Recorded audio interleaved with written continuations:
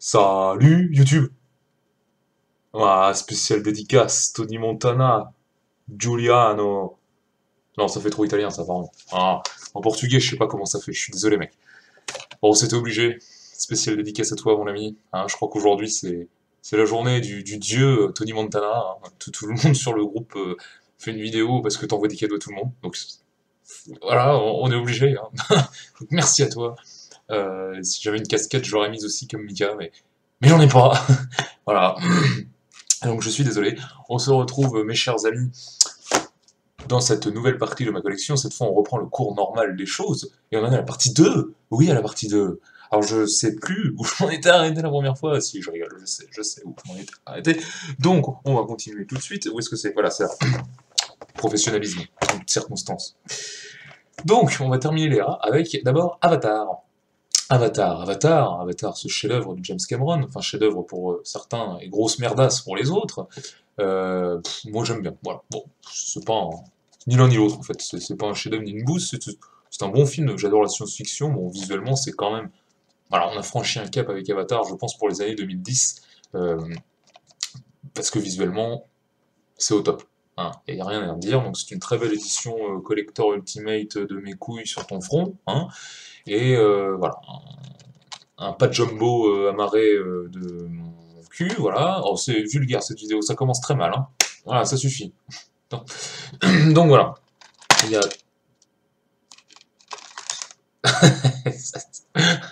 Aléa du direct, voilà. Donc il y a un CD, comme vous pouvez le voir, plus deux autres qui sont détachables apparemment, hein. Donc c'est la version longue. Bon, ces trucs-là, ça tient jamais de toute façon. Hop, on va remettre ça vite fait. Voilà, version longue, et puis un truc de bonus, je suppose, je me rappelle pas trop. Je l'ai regardé qu'une seule fois en Blu-ray. Mais bon, visuellement, c'est top du top, c'était vraiment le Blu-ray démo à l'époque. Donc, Avatar.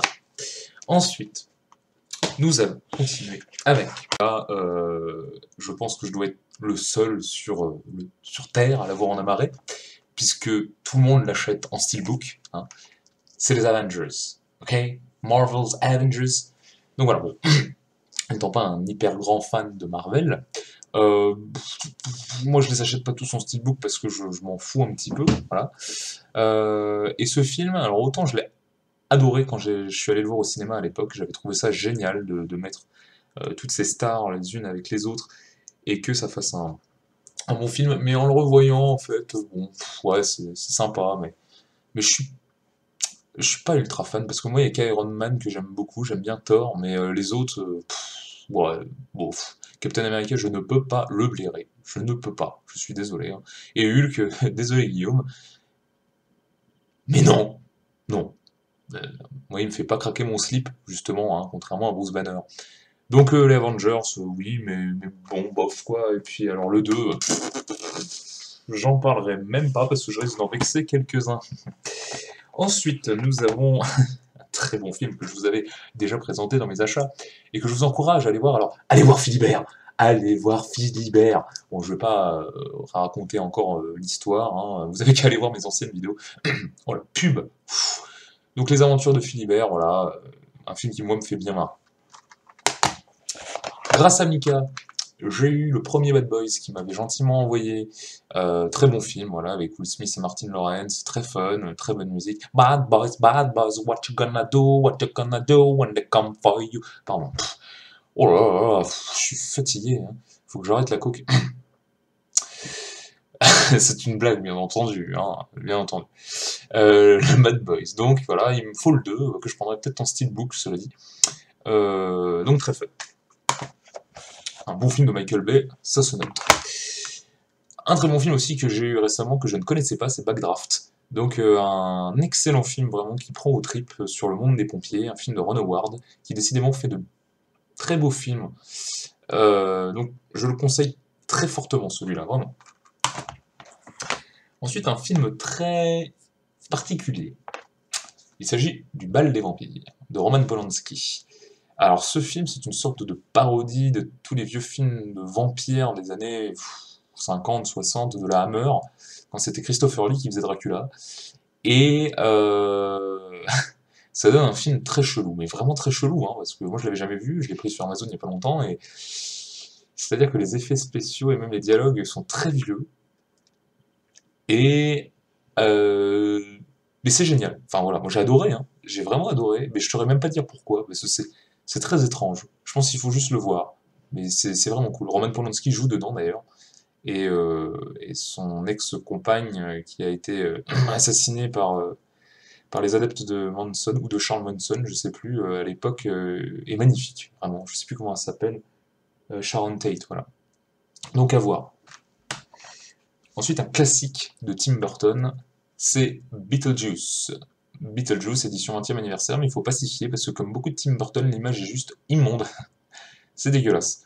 Mais le film, lui, est génial. Un excellent Michael Keaton. Ensuite, nous allons poursuivre avec... où est-ce qu'on en est? Non, on en est par là. Enfin, je fais plus ou moins dans l'ordre, hein, de toute façon. Nous attaquons une très grande saga, si on compte tous les films qu'elle comporte, c'est Batman. Alors, soyons clairs et nets, il n'y a que deux Batman de l'époque des années 90. Il n'y en a que deux. Il n'en existe pas d'autres. Même si vous voulez dire le contraire, il n'en existe pas d'autres. Il y a celui-ci, avec le Joker, Jack Nicholson, excellente prestation. J'aime vraiment autant Heath Ledger que Jack Nicholson, c'est deux Jokers très différents, mais vraiment, ce film est génial.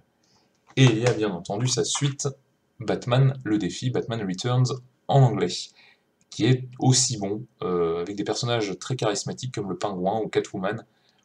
Je pense que beaucoup de tenues en cuir se sont vendues après ce film, hein, bien entendu, mais il est très très bon. Et ça s'arrête là, il n'y en a pas d'autre pour les années 90, surtout pas qui s'appelle Batman Forever et Batman et Robin. Hein, ça n'existe pas. Et puis est arrivé un jour ce réalisateur plutôt doué, du nom de Christopher Nolan, qui a décidé de s'approprier la franchise pour en faire Batman Begins. Et là, on se retrouve avec quelque chose de fantastique, un Batman complètement revisité, avec encore un aspect assez proche du comics, enfin, proche du comics. On peut retrouver des éléments du comics dedans, voilà, qui vont s'évanouir, je trouve, moi, avec le Dark Knight. Vraiment, le Dark Knight, c'est très réaliste. Alors, je vous le verrai pas là, le Dark Knight, parce que je l'ai en steelbook, donc je le présenterai plus tard. C'est le seul que j'ai en steelbook. Voilà, donc, et qui sera complété ensuite, bien évidemment, par The Dark Knight Rises. Alors, moi, le Dark Knight, c'est celui que je préfère de très loin, comme pour beaucoup de monde. Cet aspect assez réaliste, et cette interprétation fascinante de Heath Ledger enfin, du Joker par Heath Ledger. Le Dark Knight Rises, il est bien, mais franchement, moi, il m'a déçu. Là, on retrouve un peu l'aspect comics, mais tout en conservant ce qu'a donné le Dark Knight, et je trouve que, enfin, il y a un espèce de too much dedans. J'ai pas été complètement conquis, même si ça reste un bon film, mais je préfère, moi, c'est vraiment The Dark Knight, Batman Begins, puis Dark Knight Rises. Mais ça reste une excellente trilogie. Alors ensuite, un classique du cinéma français, s'il vous plaît. Vraiment classé parmi les œuvres les plus cultes du cinéma, je crois, hein, c'est La Belle et la Bête de Jean Cocteau. Voilà, une magnifique œuvre qu'une amie m'a fait découvrir il n'y a pas si longtemps, et j'ai tout de suite été conquis. J'ai été amoureux des idées de Jean Cocteau dans ce film, donc je l'ai pris en Blu-ray. Je l'ai toujours pas regardé par contre en Blu-ray, donc c'est une magnifique édition. Je me rappelle plus si je vous l'avais présenté. J'ai pas trop le temps de vous l'enlever, mais c'est vraiment très joli, hein. C'est la Cinémathèque française qui fait ça, qui s'est occupée aussi de la remasterisation. C'est l'édition M6, ça je crois, SNC. Donc c'est vraiment, je le conseille parce qu'il y a des idées pas d'images de synthèse, j'allais dire, mais d'effets spéciaux très ingénieux pour l'époque, et ça fait plaisir, quoi. C'est français, donc c'est cool. Ensuite, nous avons La Légende de Beowulf, Director's Cut. Alors, soyons bien clair, c'est pas la bouse infâme avec Christophe Lambert, dont c'est image de synthèse. C'est un film en image de synthèse, en motion capture, oui, je pense qu'ils utilisent la motion capture déjà. Et c'est un film plutôt sympa. Bon, je pense qu'on peut le résumer comme ça, parce que c'est pas un chef-d'œuvre. C'est l'adaptation d'un vieux poème anglais, anglo-saxon, du Xe siècle ou du XIe siècle, je sais plus, à propos des aventures de Vikings, en gros, hein, de Beowulf, qui était un Danois à l'époque, et qui va affronter, comment elle s'appelle la bestiole? Grodel? Non, je sais plus. Grodel. Un truc comme ça, je sais plus. Enfin bref. Grendel. Bon, j'étais pas loin. Et donc il y a des acteurs plutôt connus qui prêtent leur trait, hein. Donc c'est Ray Winston qui fait Beowulf, il y a Anthony Hopkins, John Malkovich, et on les reconnaît plutôt bien, hein, en l'occurrence, et surtout on reconnaît très bien Angelina Jolie, ça je vous confirme qu'on la reconnaît très bien. Et c'est un film très plaisant, je vous le conseille, voilà, c'est une épopée, un film un peu heroic fantasy, bon, voilà, ça restera pas dans les annales, mais c'est plutôt un bon film, et puis c'est Robert Zemeckis qui l'a fait en plus, et j'adore Robert Zemeckis. Ensuite, Bienvenue à Zombieland, donc un bon film, voilà, qui n'atteint pas le niveau d'un Shaun of the Dead pour moi, mais qui a eu l'avantage de me faire découvrir Jesse Eisenberg et Emma Stone aussi. Et puis Woody Harrelson, il me semble pas l'avoir vu dans d'autres films avant, ou alors j'ai pas fait gaffe. Voilà, donc un très bon film, mention spéciale à la scène avec Bill Murray, évidemment. Et la scène où on entend du Metallica. The Big Lebowski. Alors ça j'adore, moi j'adore, je suis pas un fan incontesté des frères Cohen, il y a des films que j'aime pas, comme No Country for Old Men, je peux pas blairer ce film, enfin du moins la fin. Et il y en a d'autres que j'adore, comme, je les présenterai plus tard, mais notamment The Big Lebowski. Donc pour la petite anecdote, The Big Lebowski, dedans, je vais pas vous faire tout le scénario, c'est un peu, en plus un peu chelou à expliquer, mais le personnage donc du Duke, hein, joué par Jeff Bridges, il boit un cocktail qu'il apprécie tout particulièrement pendant tout le film, et il le boit plusieurs fois, hein, je sais pas combien de fois il le boit, mais on le voit très souvent dans les scènes en train de le déguster. C'est un White Russian, donc un russe blanc. Alors c'est un cocktail qui est à base, je me rappelle même plus maintenant, mais il y a de la vodka, il me semble, avec de la liqueur de café et puis du lait, il me semble que c'est ça en fait. Et il y a un petit jeu pour les fans du film qui consiste en fait à se faire les cocktails à chaque fois que le duc en boit un, bah, de le descendre aussi, hein, en vrai, pendant qu'on regarde le film. Sauf qu'évidemment, bah, dans le film, on voit juste des scénettes et puis il boit pas vraiment d'alcool, alors que bah, nous, on s'enfile, enfin les fans s'enfilent des cocktails à chaque fois qu'ils voient ça.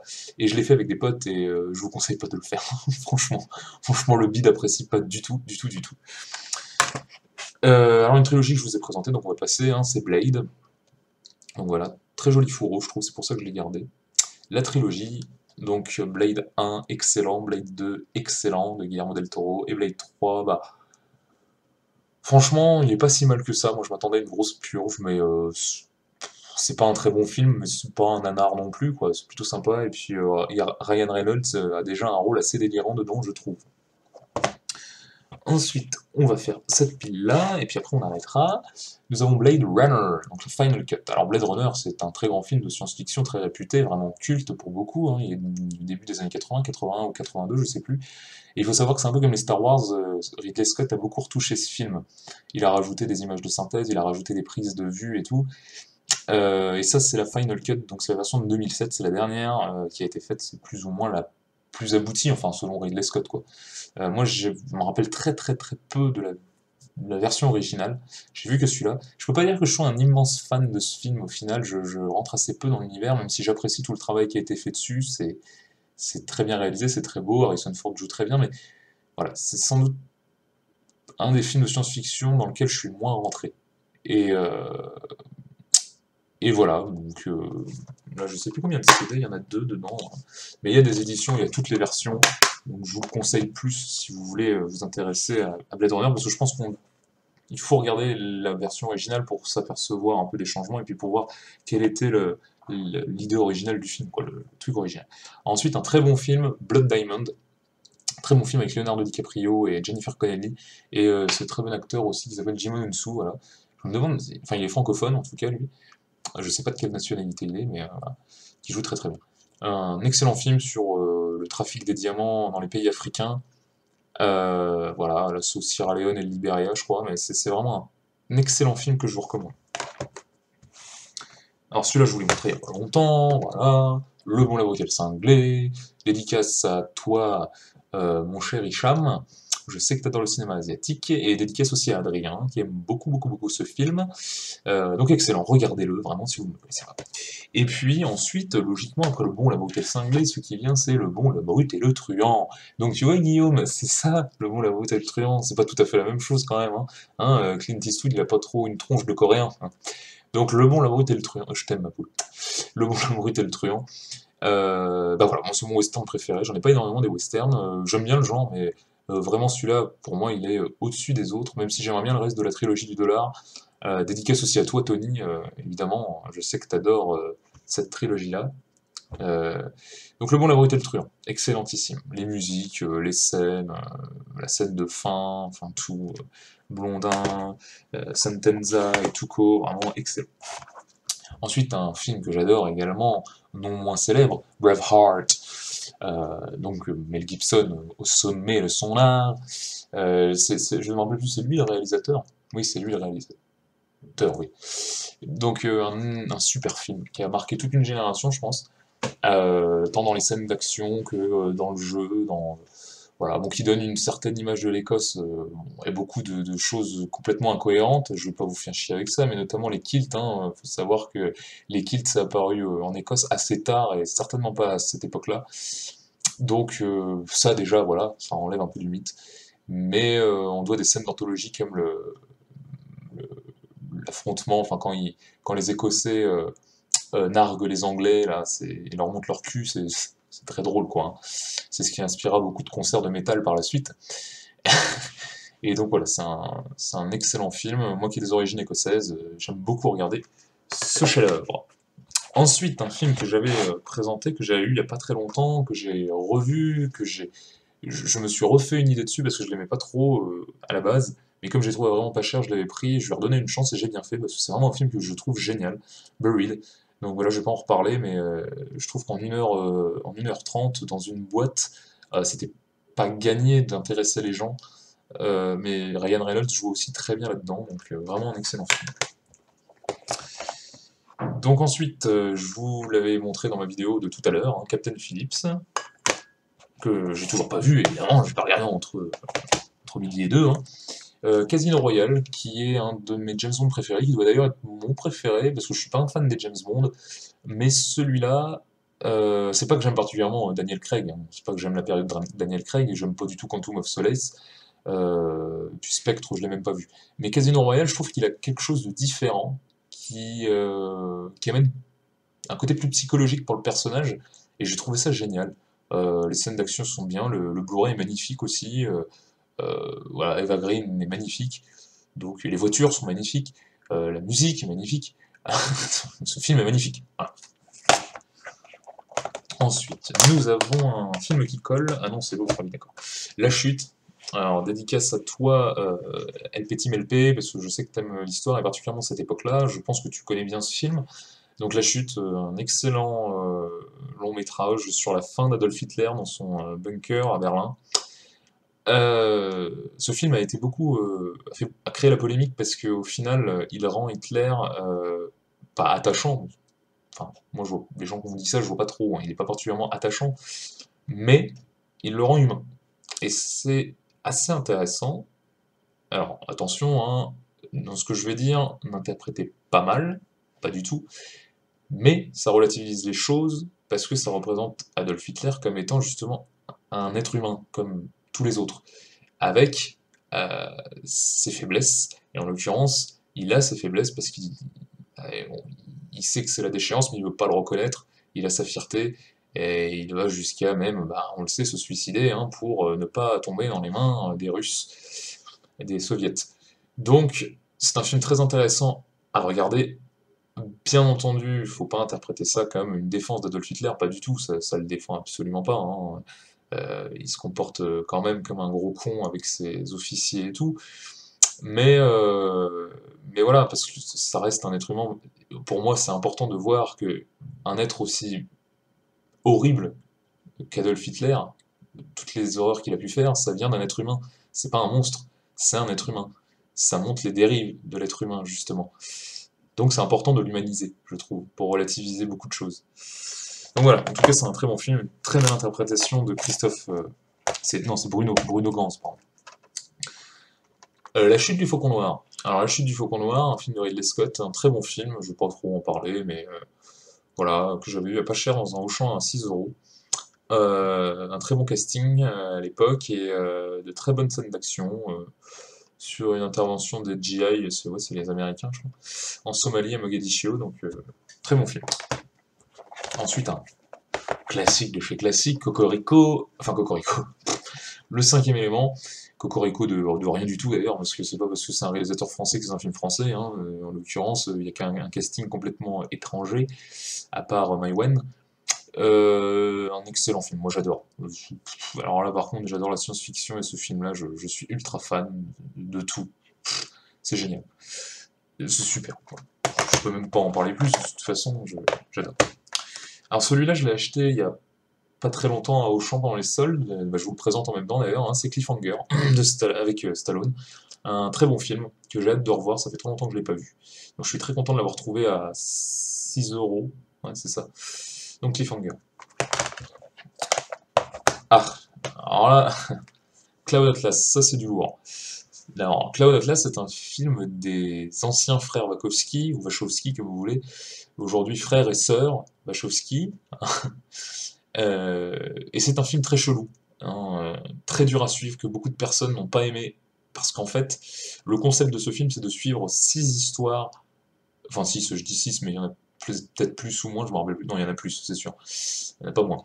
Et qui se passent à des époques différentes pour montrer en fait que les personnages peuvent être liés par leur âme dans différentes vies. Et en fait, à chaque histoire, les acteurs ont des rôles différents. Ils sont à des époques différentes et ont des rôles différents, mais c'est tout le temps voilà, les mêmes têtes. Et c'est un film très, enfin moi que j'ai beaucoup aimé, parce qu'en plus, ce qui est intéressant, au-delà du scénario, c'est qu'on a pas mal de genres de films différents. L'époque qui se passe, enfin l'histoire qui se passe au 19e siècle dans les Caraïbes, et ben on a l'impression de voir un film voilà, d'époque. Et le film qui se passe en 2000, je sais plus combien là, dans le futur, à nouveau, merde comment ça s'appelle, en Corée du Sud, à Nouveau Séoul, voilà. Ça, c'est un film de science-fiction pur et dur, et un film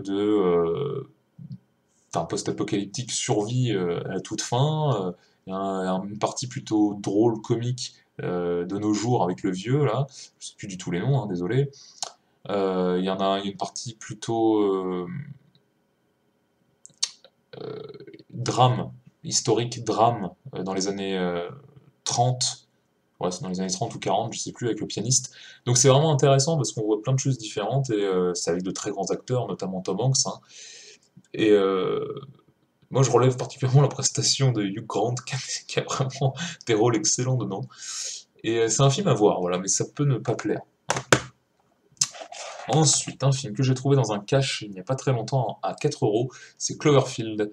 Voilà, moi j'ai vu 10 Cloverfield Lane il n'y a pas longtemps, pardon, et j'ai bien aimé à part la fin, et ça m'a donné envie de revoir Cloverfield pour le coup, que j'ai pas vu depuis très longtemps, et c'est un found footage plutôt pas mal fait, quoi. Donc Cloverfield. Et on va terminer cette vidéo parce que ça fait déjà 20 minutes, je me suis déjà grillé un bon nombre de personnes qui vont pas regarder là, hein. Je sens qu'on va me quitter petit à petit, ça va être horrible. Mais on va finir, bon, n'empêche par un très très bon film, c'est Conan le barbare, le vrai, l'original, l'unique. Il n'y en a jamais eu avec Arthur, avec Jason Momoa. Donc Conan le barbare avec Arnold Schwarzenegger, un excellent film d'heroic fantasy enfin, ça pose vraiment les bases de l'heroic fantasy, je trouve. C'est vraiment une épopée qu'on suit. Il y a très peu de dialogue et c'est tout dans les décors, dans l'univers, voilà. Vraiment, la scène avec le chameau, ça restera une des scènes qui m'a le plus marqué dans l'histoire du cinéma, je crois. Vraiment. Ceux qui connaissent le film doivent savoir de quoi je parle. Et voilà, donc Conan le barbare. Voilà mes chers petits amis, et ben avant de quitter, je m'en fous, j'ai déjà passé les 20 minutes, donc je vais en profiter pour faire les dédicaces à la chaîne.